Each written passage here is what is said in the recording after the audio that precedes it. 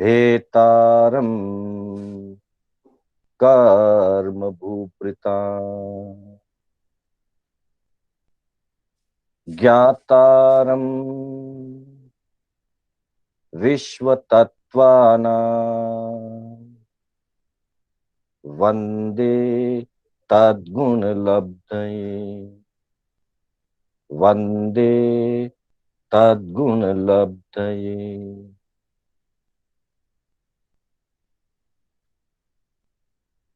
अनंत उपकारी, आस्था के आयाम, चरम तीर्थंकर शासनपति प्रभु महावीर को वंदन करते हुए तीर्थंकर परंपरा में विचरण करने वाले समस्त चारित्रात्माओं को वंदन। धर्म प्रेमी महानुभावों, सुशील माताओं एवं बहनों, कर्नाटक जैन स्वाध्याय संघ एवं जयनगर संघ के तत्वावधान में मैं शांतिलाल बोहरा आप सभी का हार्दिक स्वागत एवं अभिनंदन करता हूं। आत्मबंधुओं, जैसा कि विदित है,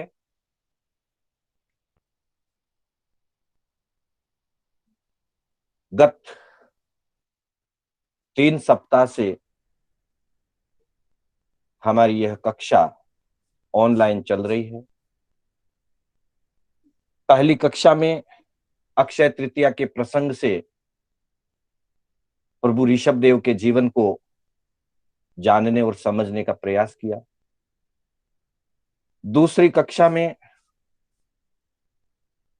प्रभु महावीर के कैवल्य कल्याणक दिवस के अवसर पर भगवान महावीर के जीवन और दर्शन को हमने समझा। उसके बाद गत कक्षा से हमने दान के स्वरूप से संबंधित विषय प्रारंभ किया। दान ये बहुत ही सहज और सुलभ धर्म है। प्रत्येक मत, मान्यताएं, पंथ और दर्शन में दान को महत्व दिया गया है। दान शब्द सुनते ही व्यक्ति के मन में सहयोग, सेवा, परोपकार, त्याग, अनुकंपा आदि की भावनाएं सहज ही प्रकट होने लगती। बंधुओं, गत कक्षा में हमने दान के कुछ आयामों पर चर्चा की थी, जिसमें सबसे पहले दान का स्वरूप अनुग्रहार्थम स्वस्याति सर्वदानम, अर्थात स्व और पर दोनों पर अनुग्रह करते हुए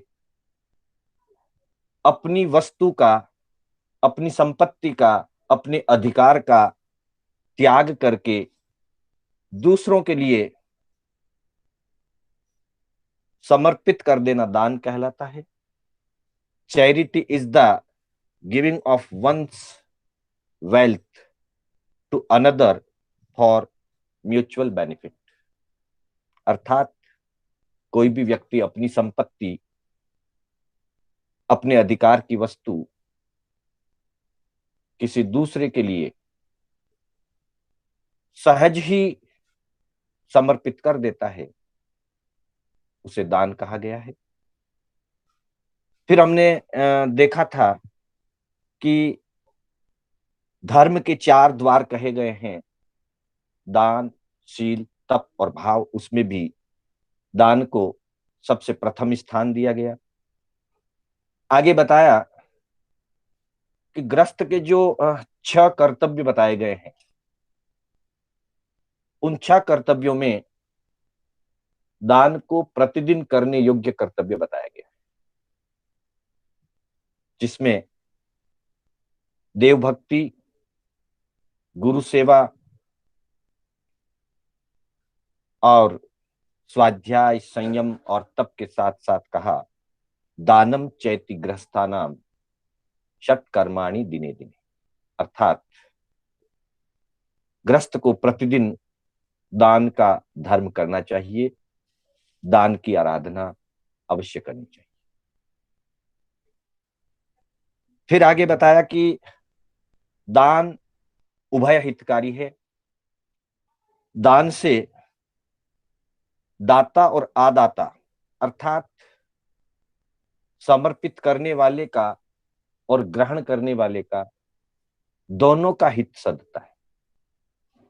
10वें कालिक सूत्र के माध्यम से कहा गया दुल्हा उ मुहादाई मुहाजीवी इवी दुल्हा मुहादाई मुहाजीवी दोवी गच्छन्ति सुगइम, अर्थात निर्दोष दान पात्र भी बहुत मुश्किल से मिलते हैं, अर्थात दुर्लभ होते हैं, और निर्दोष आहार या आहार संबंधी अनेक वस्तुएं जो दान के रूप में दी जा सकती है। निर्दोष दाता और निर्दोष पात्र दोनों को ही भी आगमकार ने दुर्लभ बताया है और कहा है कि दो भी गच्छन्ति सुगइम, दोनों सदगति को प्राप्त करते हैं। जिसके संदर्भ में एक कवि की दो पंक्तियां भी बताई थी। कवि कहते हैं देता देवे भावना लेता करे संतोष, वीर कहे सुन गोयमा दोनों जावे मोक्ष, अर्थात दाता शुभ भावना पूर्वक दान दे और लेने वाला अर्थात पात्र संतोष भाव से जो भी मिला है उसे प्रसाद समझ करके ग्रहण करे, संतोष भाव से ग्रहण करे, तो भगवान फरमाते हैं कि है गौतम, मुहादाई और मुहाजीवी अर्थात दाता और आदाता दोनों क्रमशः सदगति को प्राप्त होते हैं। ऐसी कुछ चर्चाएं हमने गत कक्षा में की थी। इससे आगे बढ़ते हुए आज अपनी चर्चा आगे बढ़ाते हुए एक रूपक के माध्यम से हम बात करेंगे, जहां कहा गया है हिंदू जगत के अंदर, वैदिक संस्कृति के अंदर ये रूपक आया हुआ है। हमारी बहुत सारी जैन संतों के प्रवचनों की पुस्तकों में भी ये प्रसंग प्राय देखने को मिलता है। कहते हैं कि एक बार ब्राह्मण संस्कृति के अनुसार देवता, दानव और मानव तीनों मम्मी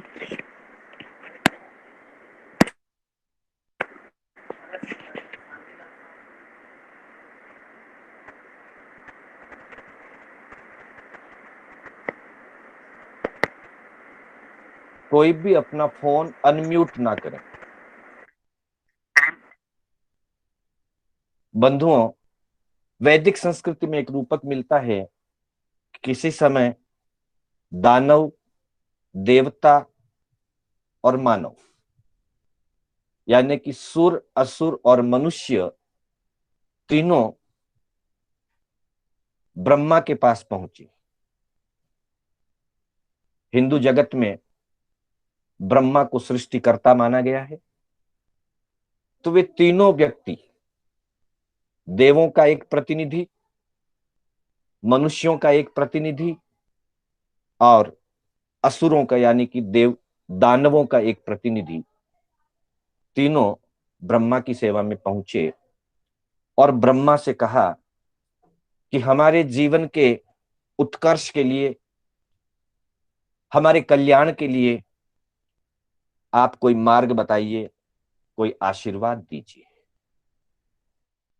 ब्रह्मा ने तीनों की मनोभावना को जाना, तीनों की बात सुनी और बात सुन करके तीनों के मनोवृत्तियों से ब्रह्मा परिचित थे और तीनों को एक ही आशीर्वाद दिया,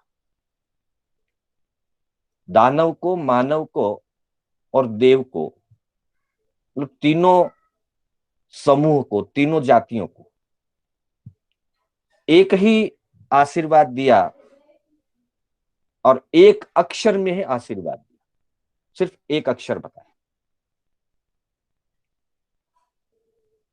ब्रह्मा ने एक अक्षर का उच्चारण किया, द, बस इतना कहकर के ब्रह्मा मौन हो गए। देव, दानव और मानव तीनों चिंतन करने लगे। पता चला दानवों में क्रूरता वृत्ति ज्यादा होती है, असुरों में क्रूरता वृत्ति ज्यादा होती है। अतः दानवों के लिए द अक्षर से यह संदेश मिला ब्रह्मा का कि मन में सदा दया भाव रखिए और क्रूरता का त्याग करिए। देवों में इच्छा वृत्ति ज्यादा होती है, देवों में आमोद प्रमोद ज्यादा होता है और आमोद प्रमोद के कारण वे विभिन्न प्रकार से अपने इंद्रिय विषयों की पूर्ति में प्राय लगे रहते हैं। ब्रह्मा ने उनके लिए भी आशीर्वाद में द अक्षर का उपयोग किया था। देवताओं ने चिंतन किया कि हमारे में इच्छाएं बहुत विकराल है, इसलिए हमें अपनी इंद्रियों पर निग्रह करना चाहिए, अपनी इच्छाओं को संयमित करना चाहिए। दानवों ने समझ लिया कि हमें अपनी क्रूरता का त्याग करना चाहिए और देवों ने समझ लिया कि हमें अपनी इंद्रियों पर अंकुश लगाना चाहिए। मानव भी वहीं पर था। मानव के लिए भी ब्रह्मा ने द अक्षर का आशीर्वाद दिया था, संदेश दिया था। मानवों ने सोचा कि मनुष्य जगत के अंदर बहुत सारे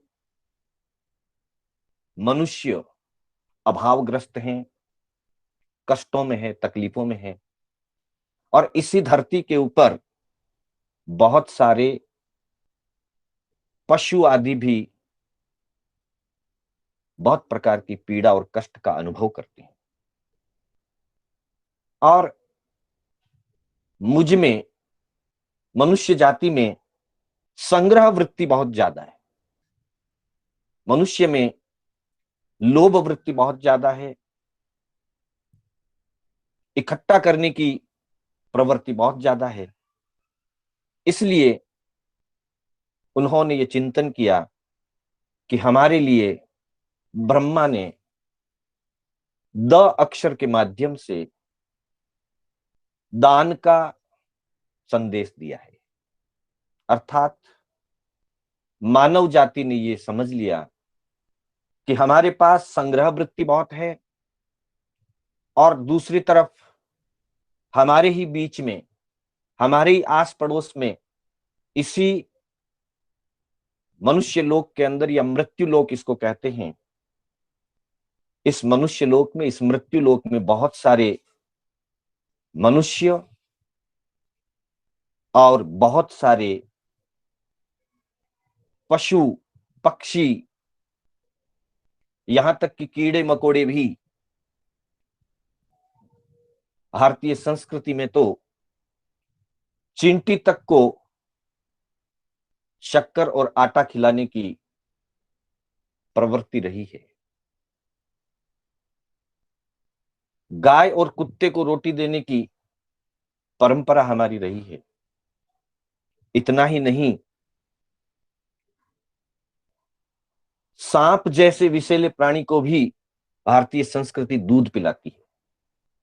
और इन सब के पीछे ब्रह्मा का जो संदेश, द अर्थात दान कीजिए, उपकार कीजिए, उपकार भाव बढ़ाइए, यह संदेश रूपक भले ही काल्पनिक हो सकता है, लेकिन संदेश काल्पनिक नहीं है, संदेश वास्तविक है।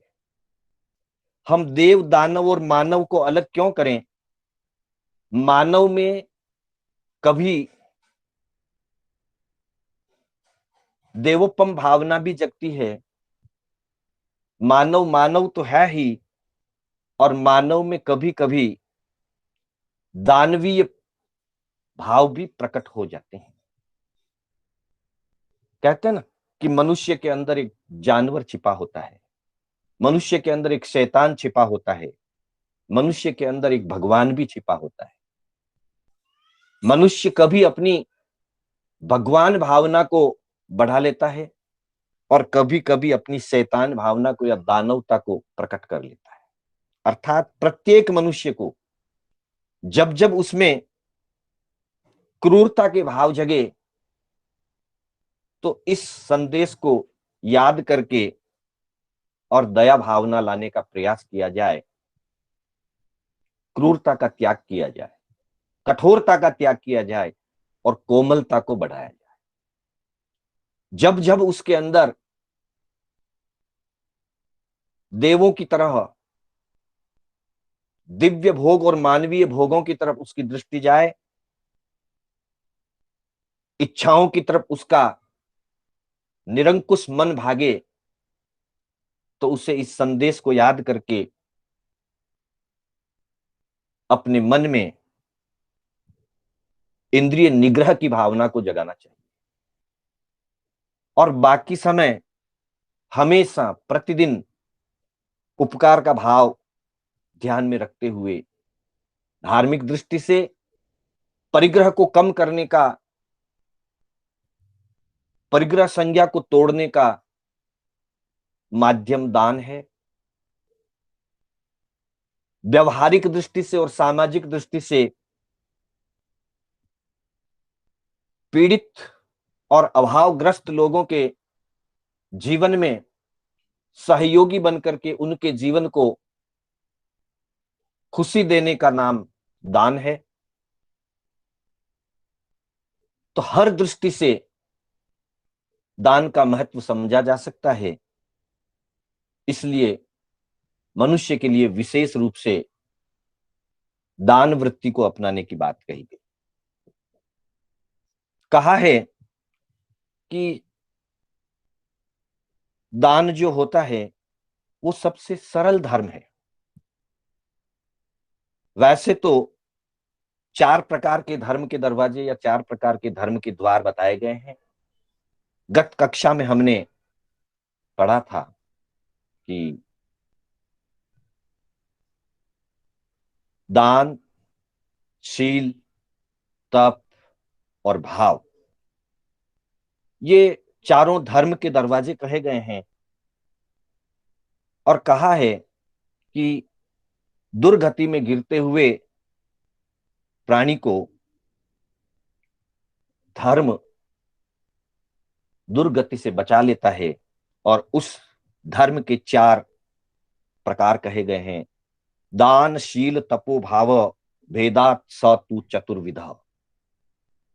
दुर्गति प्रपज्जन्तु धारणात् धर्म उच्यते, दान, शील, तपो, भाव भेदात् स तु चतुर्विधः। 4 प्रकार का धर्म कहा, जिसमें दान, शील, तप और भाव। पर पहला दरवाजा दान कहा और आगे बढ़कर के कहा कि ग्रस्त के लिए इन 4 धर्मों में से सरल कौन सा है, इन 4 में से सहज कौन सा है? तो अभिधान राजेंद्र कोश में इसके संबंध में एक गाथा मिलती है।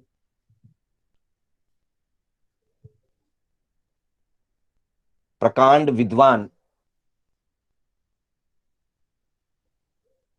आचार्य श्रीमद राजेंद्र सुरीश्वर जी महाराज, जिन्होंने अभिधान राजेंद्र कोश की रचना की है। बंधुओं, हमारे जैन दर्शन में, जैन जगत में ऐसे ऐसे महान कीर्ति स्तंभ के समान संत पुरुष हुए हैं, आचार्य भगवंत हुए हैं, जिन्होंने ऐसी ऐसी रचनाएं और ऐसे ऐसे कार्य किए हैं, चाहे वो ज्ञान का क्षेत्र हो, दर्शन का क्षेत्र हो, चारित्र का क्षेत्र हो, तप का क्षेत्र हो, अलग अलग क्षेत्रों में महान आचार्यों ने कीर्तिमान स्थापित किए। उसी में ये एक कीर्तिमान है अभिधान राजेंद्र कोश। 7 भाग और एक एक भाग 1000 1200 पेज का, लगभग 80,000 पृष्ठ का, 80 से 90,000 पेज का यह विशाल ग्रंथ 7 भागों में। कहते हैं कि जब विदेशी दार्शनिक हरमन जैकबी, बहुत सारे लोगों ने नाम सुना होगा, उनके बारे में पढ़ा भी होगा, जब वो हिंदुस्तान आए थे और हिंदू ग्रंथों को, जैन ग्रंथों को उन्होंने पढ़ा, देखा, और जिस समय उनके सामने अभिधान राजेंद्र कोश आया, हरमन जैकबी अभिधान राजेंद्र कोश को अपने सिर पर रख करके खुशी से नाचने लगा था कि ऐसी भी कोई चीज, ऐसा भी कोई ग्रंथ, हिंदुस्तान जहां इतनी टेक्नोलॉजी उस समय नहीं थी, 100 साल पहले, उस समय में ऐसी रचना, दंग रह गया। एक विदेशी विद्वान उससे लाभ उठा लेता है। हमारे घर की चीज है, हमें ध्यान में ही नहीं आती। तो बंधुओं, प्रसंग था, इसलिए मैंने अभिधान राजेंद्र कोश के बारे में थोड़ी सी चर्चा की। अभिधान राजेंद्र कोश में एक श्लोक लिखा है कि ग्रस्त इन 4 प्रकार के धर्मों में उसके लिए कौन सा धर्म सरल है, तो कहते हैं न तवो सुट्ठू गिहीणम। गिहीणम मतलब गृहस्थी के लिए, गृहस्थी के 1000 काम रहते हैं, गृहस्थी के 1000 व्यवस्थाएं रहती है, वो ज्यादा लंबे समय तक या दीर्घ तपस्या सहज ही नहीं कर पाता, क्योंकि तपस्या करने के लिए एकांत और शांत निवृत्ति जैसा जीवन चाहिए। ठीक है, कभी कभार हम उपवास बेला तेला कर लेते हैं, जिनसे होता है करते हैं, नहीं होता है नहीं करते हैं। कभी कभी कोई विशिष्ट तपस्वी लंबी तपस्या भी करता है, लेकिन फिर भी सामान्यतया हर ग्रस्त के लिए बहुत सारे कार्यों में उलझा हुआ होने के कारण कहा कि न तो वो सुट्ठू गिहीणम, गृहस्थी के लिए तप करना इतना सरल नहीं है, इतना सहज नहीं है। फिर दूसरी बात कही, विषयासक्तान होई न तु शीलम। ग्रस्त क्योंकि इच्छाओं का गुलाम होता है, इच्छाओं में उलझा हुआ होता है, विषयासक्त होता है, और विषयासक्त होने के कारण पूर्ण रूप से सील या ब्रह्मचर्य का पालन करना भी ग्रस्त के लिए सुलभ नहीं है।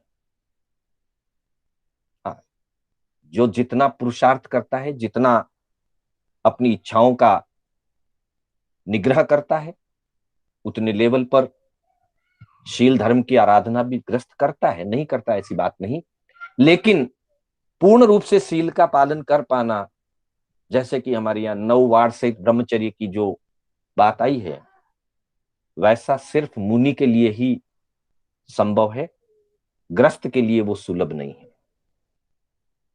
तो विषयासक्त होने के कारण, गर्भगृहस्थी में रहने के कारण संपूर्ण शील की आराधना भी ग्रस्त नहीं कर पाता।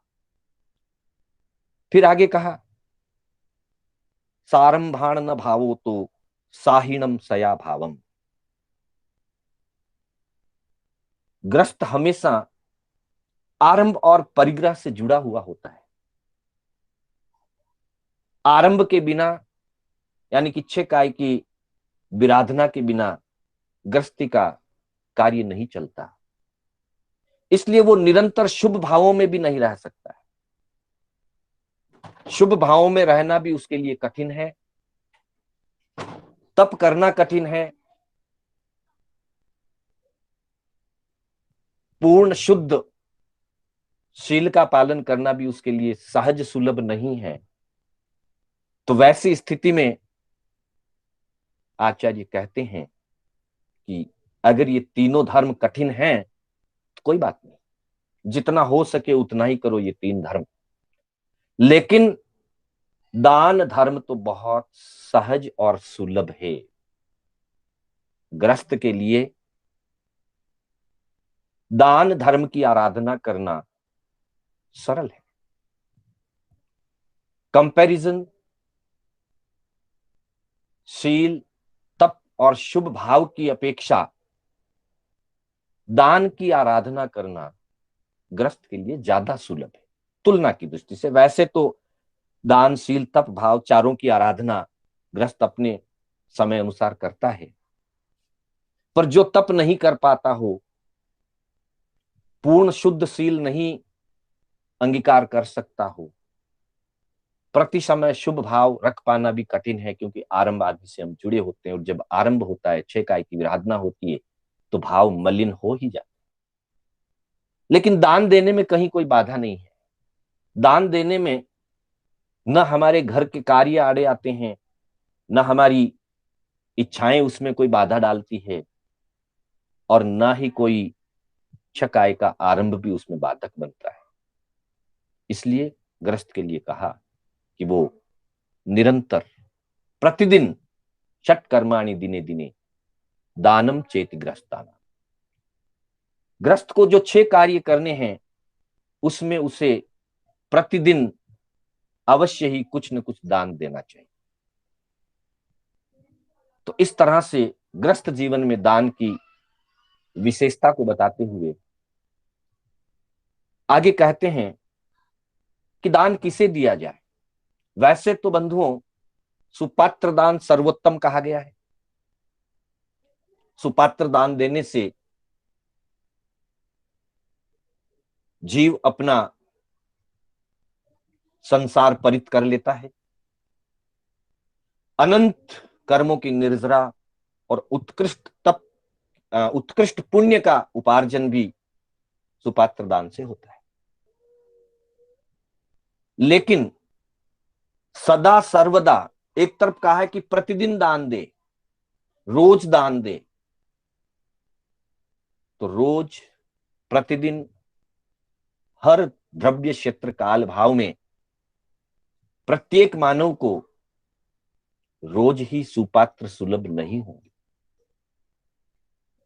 सुपात्र दान तो जीवन में कभी एक बार भी निर्दोष सुपात्र दान हो जाए तो इस जीव का बेड़ा पार हो जाए,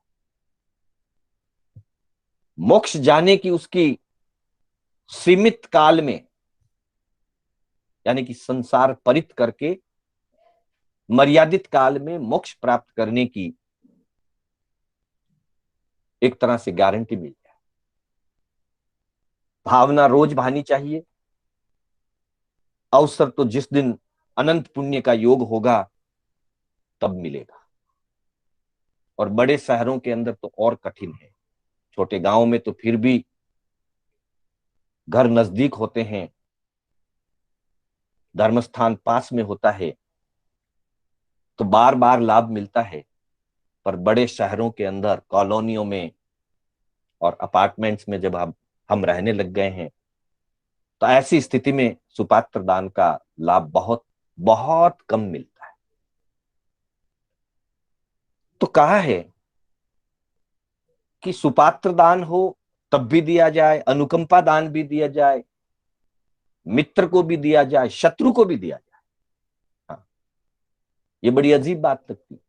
मित्र को देना समझ में आता है, शत्रु को कोई क्यों देगा। नौकर को दिया जाए, नौकर को देना ठीक लगता है, पर मालिक को क्यों दिया जाए। तो एक ऐसा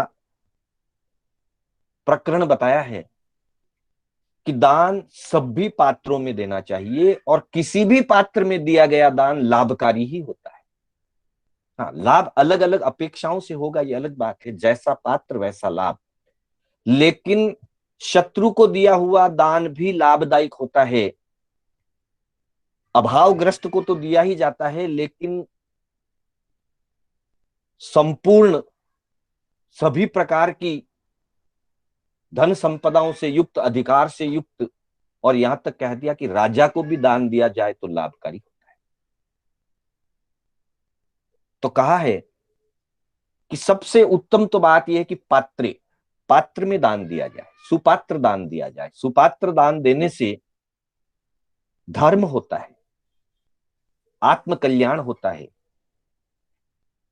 अनंत कर्मों की निर्जरा होकर के जीव मोक्ष के नजदीक पहुंचता है। सुपात्र दान के तो सैकड़ों उदाहरण हमारे ग्रंथों में, आगमों में भरे पड़े।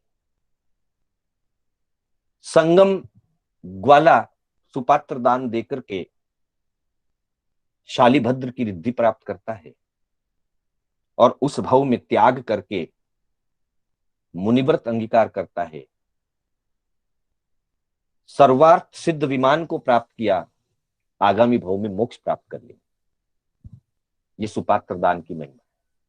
एक नहीं, अनेकों उदाहरण हमारे सामने है। किसी भी उदाहरण को उठा करके देखेंगे, सुपात्र दान देने वाला कोई उसी भाव, कोई तीसरे भाव, कोई 15 भाव में मोक्ष प्राप्त करता है। तो पात्र दान से पात्रे धर्म निबंधनम, पात्र में दान देने से धर्म होता है, आत्म कल्याण होता है।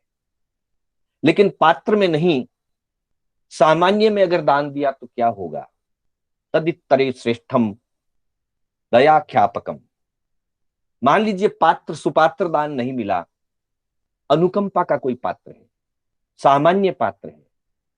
सामान्य पात्र में भी अगर दान दिया तो हमारे अंतर की दया विकसित होगी, हमारे अंदर का त्याग भाव विकसित होगा। अतः जब पात्र मिले, सुपात्र मिले तो सुपात्र में दान दें, और बाकी समय जब जब सुपात्र नहीं मिला तो सामान्य पात्र में भी, अर्थात अनुकंपा, अभावग्रस्त, रोगी, बीमार, मानव, पशु, पक्षी, किसी के लिए भी दया को बढ़ा करके, दया भावना से, अनुकंपा के भावना से। कहा गया कि अनुकंपा की स्थिति में पात्र अपात्र नहीं देखा जाता है। कोई व्यक्ति दुराचारी है, शराबी है, और कहीं पीड़ित दशा में गिर पड़ा है, चोट लग चुकी है, अब पात्र तो वो ठीक नहीं है, पर उसका खून बह रहा है, तड़फ रहा है, उठा नहीं जा रहा उससे। वैसी स्थिति में भगवान फरमाते हैं अनुकंपा दान की मना नहीं है। वैसी स्थिति में यह नहीं देखा जाए कि वो व्यक्ति सज्जन है या दुर्जन, सदाचारी है या दुराचारी। इस समय वो पीड़ा में है, और जिस समय पीड़ा में है उस समय करुणा भावना से उसकी सेवा अवश्य की जानी चाहिए। आचार्य अमित गति ने फरमाया है क्लिष्टेषु जीवेषु कृपा परत्वम। जिस समय जीव कष्टों में है कोई, उस समय उस पर कृपा भावना से उसकी सेवा करनी चाहिए। करुणा भावना उसको कहा गया, कारुण्य भावना। तो पात्र में दान देना सर्वोत्तम है, सुपात्र दान। सेकंड, पिता देना है। हेलो ನೀವೇ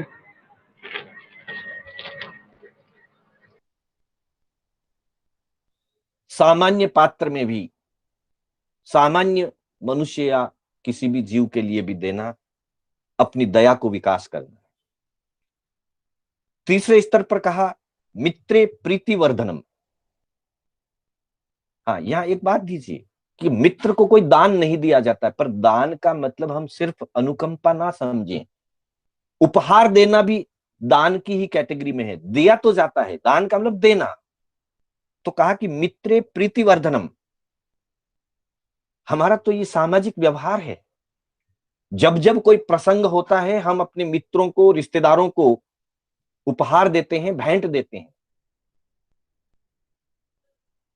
उपहार और भेंट देने से प्रीति का विकास होता है, प्रेम भाव बढ़ता है। मित्रे प्रीतिवर्धनम, मित्रों में भेंट उपहार आदि देने से प्रीति का विकास होता है, प्रेम भाव बढ़ता है, संबंध बढ़ते हैं, अच्छे होते हैं संबंध। लेकिन शत्रु को भी दिया जाए, तदित्रे वेरापहार क्षमम, मित्र के विपरीत अगर कोई शत्रु है, शत्रु को भी दिया जाना चाहिए। मित्र को देने से प्रीति बढ़ती है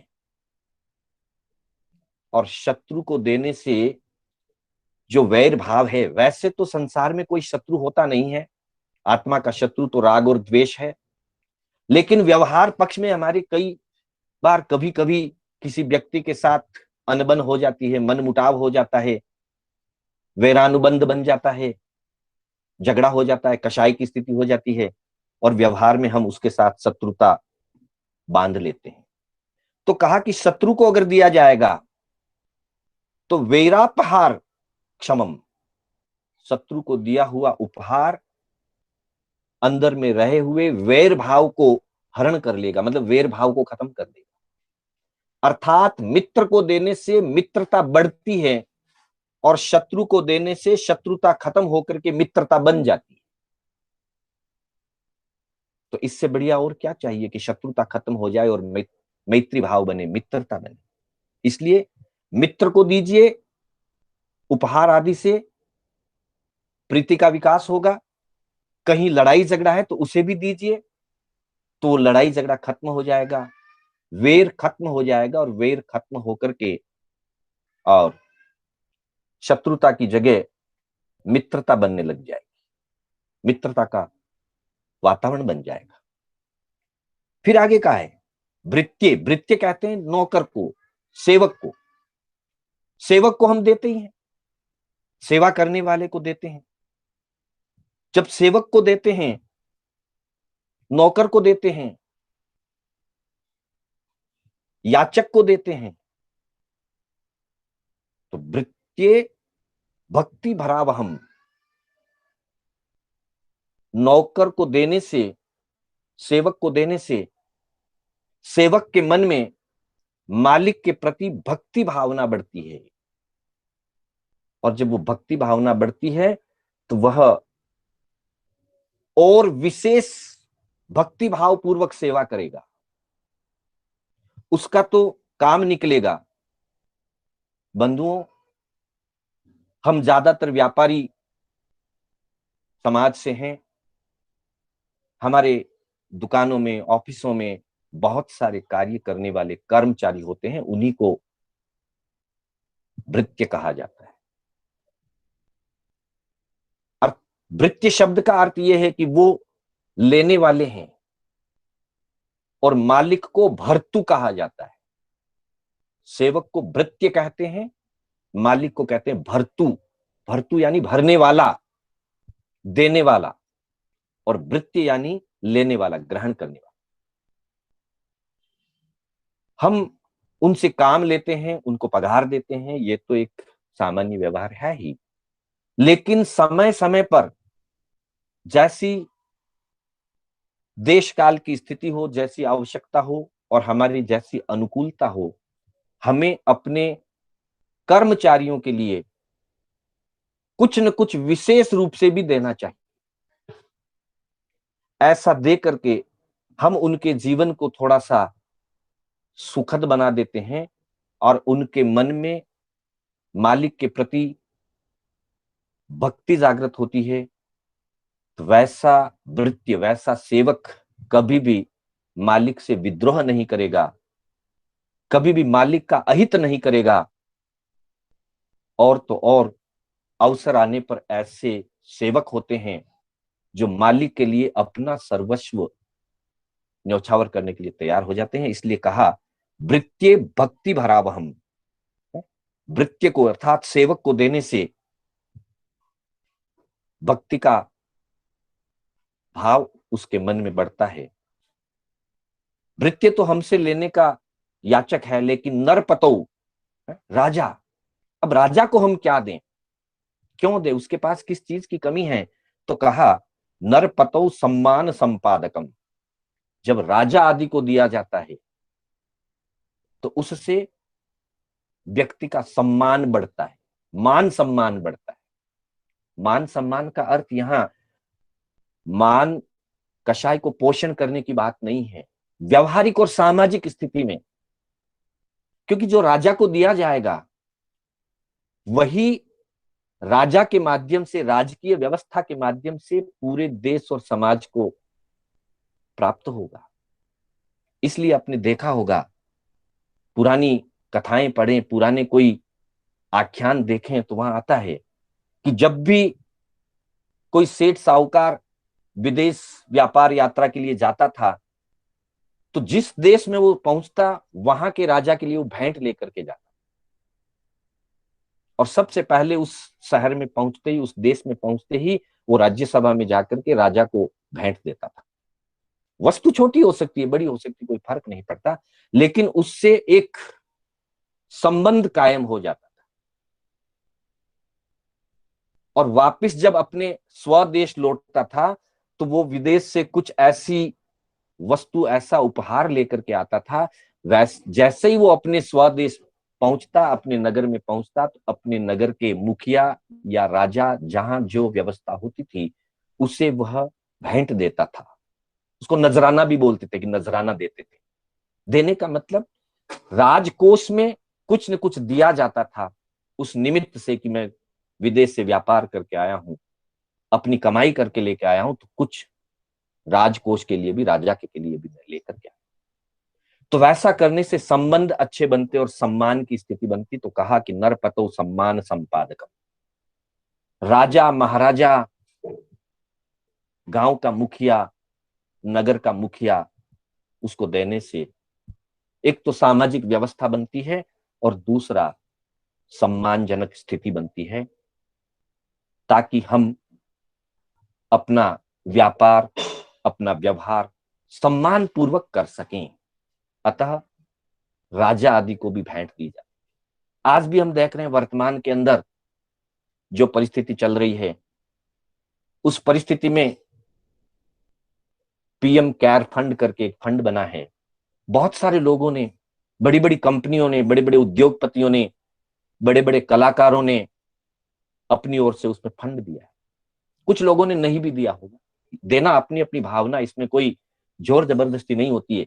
लेकिन सामाजिक व्यवहार देखिए, जिन्होंने दिया उसके प्रति सम्मान की भावना जगती, और जिनके पास बहुत कुछ है, देश से बहुत कुछ आज तक प्राप्त किया, पाया, और फिर भी अवसर आने पर कुछ भी नहीं दिया, ना देना उनकी व्यवस्था, उस पर कोई टिप्पणी नहीं हो सकती। लेकिन सामाजिक व्यवस्था में लोग बात तो करते हैं कि देखो इन्होंने कुछ नहीं दिया, इनके पास बहुत कुछ है फिर भी कुछ नहीं।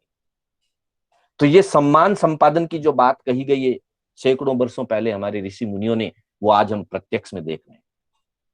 फिर आगे कहा कि भट्टादो, जो चारण, भाट, भट्ट, याचक, भिखारी आदि होते हैं, उनको भी दिया जाना चाहिए। उनको देने से सुयश फैलता है। पुराने जमाने में तो राजा महाराजाओं के यहाँ पर चारण और भाट हुआ करते थे। चारण और भाट आकर के राजा महाराजा की स्तुति गान करते थे, राजा महाराजा उनको उपहार देते थे। तो उससे राजा महाराजाओं की, सेठ साहूकारों की यश कीर्ति बढ़ती थी, देश की यश कीर्ति बढ़ती थी, पूरे गांव की, नगर की यश कीर्ति बढ़ती थी। तो इस तरह से कहा कि भट्टादो सुयश कर्म वितरणम, भट्टादि में है मतलब चारण, भाट, भिखारी, याचक आदि को देने से सुयश फैलता है। इसलिए न क्वाप्य अहो निष्फलम, किसी भी क्षेत्र में दान दिया जाए, भेंट दिया जाए, उपहार दिया जाए, सुपात्र में दिया जाए तो मोक्ष मिलता है, सामान्य में दिया जाए तो दया का विकास होता है, मित्र को देने से प्रीति का विकास होता है, शत्रु को देने से शत्रुता खत्म हो जाती है, नौकर आदि को देने से भक्ति की भावना बढ़ती है, राजा आदि को देने से सम्मान बढ़ता है, भट्ट, चारण, भाट आदि को देने से व्यक्ति के गांव की, नगर की, देश की यश कीर्ति फैलती है। इसलिए कहा कि किसी भी क्षेत्र में दिया जाए भावपूर्वक, हाँ, अहंकार की पुष्टि के लिए नहीं, दिखावे के लिए नहीं, आडंबर के लिए नहीं, ईर्ष्या के लिए नहीं, अपने सहज भावों से जैसे जैसे क्षेत्र में दिया जाता है उस प्रकार का फल मिलता है। यह बात हमारे सिंदूर प्रकरण नामक ग्रंथ के 81वें श्लोक में ये बात बताई है। फिर आगे चल करके कहा कि दान धर्म जो होता है वो सर्वश्रेष्ठ धर्म है, सर्व सुलभ है, सरल है, पहले बताया। और यहां कह रहे हैं कि वो सर्वश्रेष्ठ है। क्यों श्रेष्ठ है?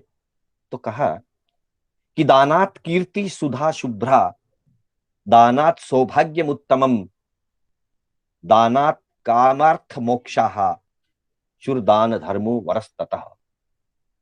दान एक ऐसा धर्म है, दान एक ऐसी आराधना है, दान एक ऐसा सद अनुष्ठान है कि इससे सबसे पहले तो व्यक्ति की कीर्ति फैलती है।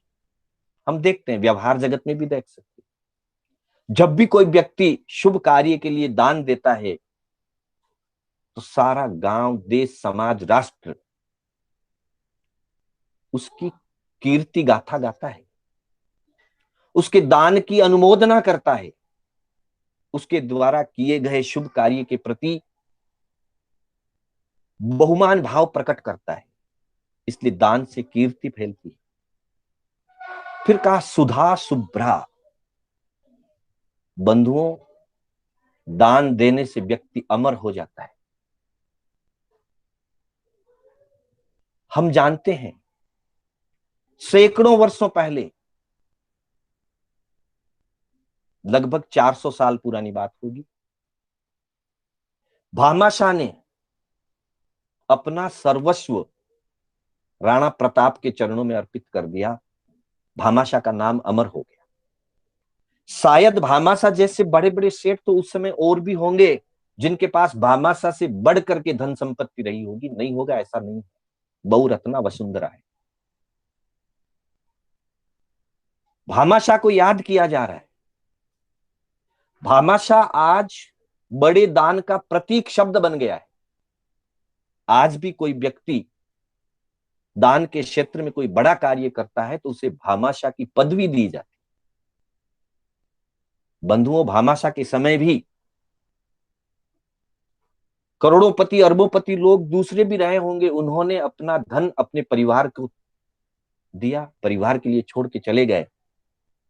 आज उन व्यक्तियों का नाम पता तक उपलब्ध नहीं है। देश और दुनिया तो क्या याद करे, उनकी पीढ़ियां भी शायद 4 पीढ़ी से 5 पीढ़ी से बाद के लोगों को कोई परिचय नहीं रखता है। लेकिन दान देने से व्यक्ति अमर हो जाता है। चाहे वो भामाशाह की बात करें, जगड़ूशाह की बात करें, ऐसे ऐसे लोग हुए जिनके नाम अमर हो गए। दूसरी अपेक्षा, दान देने से जीव अपना धर्म पथ प्रशस्त कर लेता है और धर्म पथ को प्रशस्त करके धर्म मार्ग पर चलता हुआ देवगति को प्राप्त करता है। तो देव को भी अमर कहा जाता है किसी अपेक्षा से। मनुष्य और तिर्यंच को मृत्यु लोक माना गया है और देवगति को अमर लोक कहा गया। देवताओं का एक पर्यायवाची अमर भी है। उससे भी आगे बढ़ता है तो व्यक्ति मोक्ष को प्राप्त कर लेता है और आत्मा की अमरत्व दशा को प्राप्त कर लेता है। अतः कहा कि दानात कीर्ति ही सुधा शुभ्रा, उज्ज्वलता को प्राप्त होता है, उज्ज्वल यश कीर्ति को प्राप्त करता है और अमरत्व को प्राप्त कर लेता है। फिर आगे बढ़ते हुए कहा दानात सौभाग्यम उत्तमम, दान देकर के व्यक्ति उत्तम सौभाग्य को प्राप्त करता है। बंधुओं, जो व्यक्ति धन कमाता है, वैभव इकट्ठा करता है, निश्चित रूप से वो भाग्यशाली। भाग्य के बिना, पुण्य के बिना वस्तुएं उपलब्ध नहीं होती। हमारे आगमों में वर्णन आता है कि जो व्यक्ति पुण्यशाली होता है 10 संगे भी जायई, वो 10 अंगों से युक्त स्थान में जन्म लेता है। देव गति से जब चौ करके मनुष्य गति में आता है तो पुण्यशाली जीव जो होता है, जो पूर्व जन्मों में धर्म आराधना करके, दानशील तप की भावना की आराधना करके गया होता है, वह जीव जब मनुष्य गति में आकर के जन्म लेता है तो शास्त्रकार स्पष्ट कहते हैं, दसंगे भी जायई, 10 अंगों से युक्त स्थान में उसका जन्म होता है। अर्थात दान देने से उसको भाग्य से सब कुछ मिलता है। उपलब्धि होना भाग्यशाली की बात है। संयोग, शुभ संयोग और सुखद संयोग मिलना, यह भाग्यशाली होने की बात है। लेकिन मिले हुए सुखद संयोगों का त्याग करना, यह मात्र भाग्यशाली के वश में नहीं। मात्र भाग्यशाली त्याग नहीं कर सकता। भाग्यशाली प्राप्त तो कर सकता है, उपलब्धि कर सकता है, लेकिन जो त्याग करता है वो सौभाग्यशाली होता है। और इसीलिए हमारे जब भी कभी कोई कार्यक्रम होते हैं तो घोषणाएं की जाती है कि सौभाग्यशालियों अपने धन का, अपने अधिकारों का सदुपयोग कीजिए, और दानदाता को सौभाग्यशाली कहा जाता है। मतलब भाग्य से जो मिलता है 100 गुना भाग्य बढ़ता है, तब वो त्याग किया जाता है। अनंत पुण्यवानी का योग होता है, तब मानव का मन त्याग की तरफ बढ़ता है। इसलिए कहा, दानात सौभाग्यम उत्तमम, उत्तम सौभाग्य की प्राप्ति होती है। और फिर आगे चल करके कह दिया, दानात कामार्थ मोक्षाः, दान देने से काम, अर्थ और मोक्ष, धर्म तो वो स्वयं अपने आप में है। 4 प्रकार के पुरुषार्थ कहे गए हैं। मुख्य पुरुषत्वों में तो इसका बहुत विस्तार से वर्णन किया है गणाधीश उमेश मुनि जी महाराज साहब ने। 4 पुरुषार्थ, धर्म, अर्थ, काम और मोक्ष। धर्म तो दान स्वयं अपने आप में है ही, धर्म की वृद्धि तो दान से होती ही है। साथ ही कह दिया कि दानात, दान से काम, अर्थ, मोक्षाः, कामनाओं की भी पूर्ति होती है। अर्थ यानी धन की भी प्राप्ति होती है, और मोक्षा यानी मुक्ति की भी प्राप्ति होती है। शुरदान धर्मो वरस्ततः, इसलिए कहा गया है कि दान धर्म सबसे श्रेष्ठ धर्म है। वरस्ततः, उसी कारण से वर यानी श्रेष्ठ। तो बंधुओं, कहा है कि दान से कीर्ति फैलती है, दान से अमरत्व, नाम अमर हो जाता है, व्यक्ति अमर बन जाता है, मोक्ष प्राप्त करके सदा के लिए अमर अवस्था को, अजर अमर अवस्था को प्राप्त कर लेता है। उज्ज्वलता प्राप्त होती है, निर्मलता प्राप्त होती है, अर्थात कर्मों की मलिनता दूर होती है। दानात सौभाग्यम उत्तमम, दान देने से उत्तम सौभाग्य की प्राप्ति होती है, व्यक्ति सौभाग्यशाली बनता है। दानात कामार्थ मोक्षाः, दान देने से, दान देने वाले व्यक्ति की, हालांकि वो काम और अर्थ के लिए नहीं दे रहा है, लेकिन दान देने से जो साथ में पुण्य बनता है, निर्जरा के साथ पुण्य होता है, उस पुण्य से उसकी सभी इच्छाओं की पूर्ति होती है। वो इच्छाओं में उलझेगा नहीं, लेकिन इच्छाओं की पूर्ति होती है, धन वैभव मिलता है। दान देने से जो पुण्य एकत्र होगा उसे पुनः पुनः धन वैभव की प्राप्ति होती है, ऐश्वर्य की प्राप्ति होती है, और अंततः वो मोक्ष को प्राप्त करता है। इसलिए दान धर्मो वरस्ततः, पंचाशक विवरण नाम के ग्रंथ में यह श्लोक दिया है। इसीलिए कि ये सारी चीजों को प्राप्त करवाने वाला होने के कारण से दान धर्म जो है वो श्रेष्ठ धर्म है। तो बंधुओं, हमने अनेक अपेक्षाओं से, पिछली कक्षा में हमने दान के स्वरूप को समझा था, आज की कक्षा में हमने दान के महत्व को जाना, दान का क्या महत्व है और दान देने से क्या क्या प्राप्तियां होती है, इसके संदर्भ में हमने आज चर्चा की।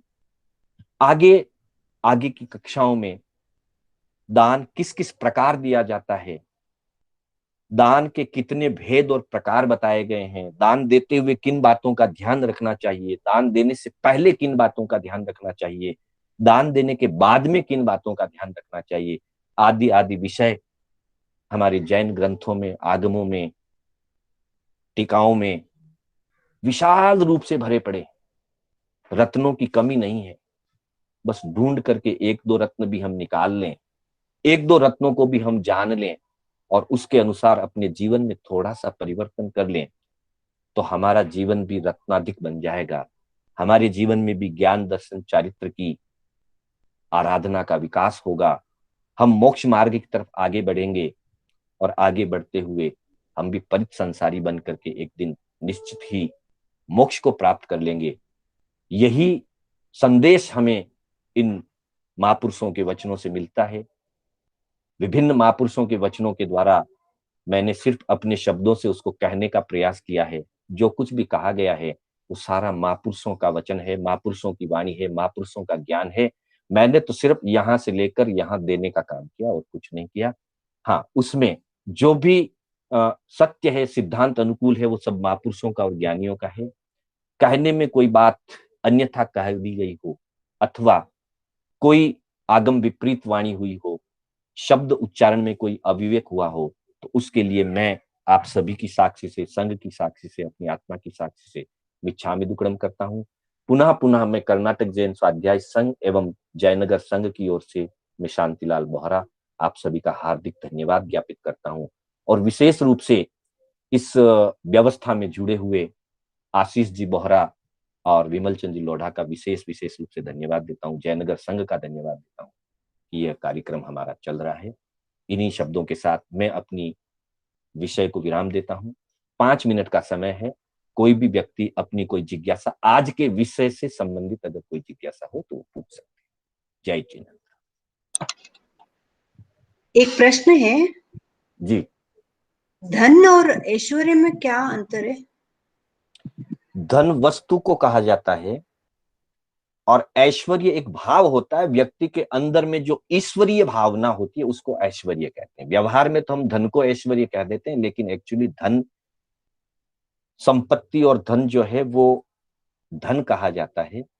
और व्यक्ति में जो ईश्वरीय भावना, व्यक्ति के अंदर जो उच्च भावना, पवित्र भावना आदि होती है उसको ऐश्वर्य कहते हैं। ऐश्वर्य भाव है, वस्तु नहीं, तो द्रव्य नहीं है।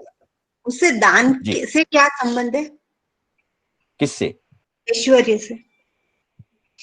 दान देने से ऐश्वर्य, देखिए मन में जब उच्च भाव होंगे तो दान दिया जाएगा और दान देने से फिर उच्च भावना और बढ़ेगी, इसलिए दान से ऐश्वर्य का भाव बढ़ता है, ऐश्वर्य से दान दिया जाता है। अच्छा, जहां कंजूसी की भावना होगी तो वहां दान नहीं दिया जाएगा। हाँ। मतलब ईश्वर शब्द से ऐश्वर्य शब्द बना है। जो ईश्वरीय भावनाएं है, मतलब जो अंतर के, मानस के, आत्मा के जो सद्गुण हैं वास्तव में उनको ऐश्वर्य कहा। कृपा। और एक पूछना था, हम किसी को कुछ देते हैं, वो अगर मना कर दे तो हमें कैसा व्यवहार करना? कोई बात नहीं। अगर उसको आवश्यकता नहीं है, वो नहीं लेना चाह रहा है, तो हमें कोई भी किसी भी प्रकार की प्रतिक्रिया नहीं करनी चाहिए। धन्यवाद देकर के, ठीक है मेरी चीज मेरे पास है, मैं किसी और के लिए उपयोग करूँ, कोई बात नहीं। हमें अपमानित नहीं महसूस करना चाहिए कि मैंने देना चाहा और अगले ने नहीं लिया, ऐसी कोई बात नहीं। अच्छा है, उसके पास, हमने समझा उसको आवश्यकता होगी, उसने कहा नहीं मेरे पास है, मुझे आवश्यकता नहीं है, किसी और के लिए आप काम में लीजिए। गिफ्ट के रूप में, गिफ्ट के रूप में। हाँ, गिफ्ट में भी ऐसा ही है। अगर कोई नहीं लेना चाहता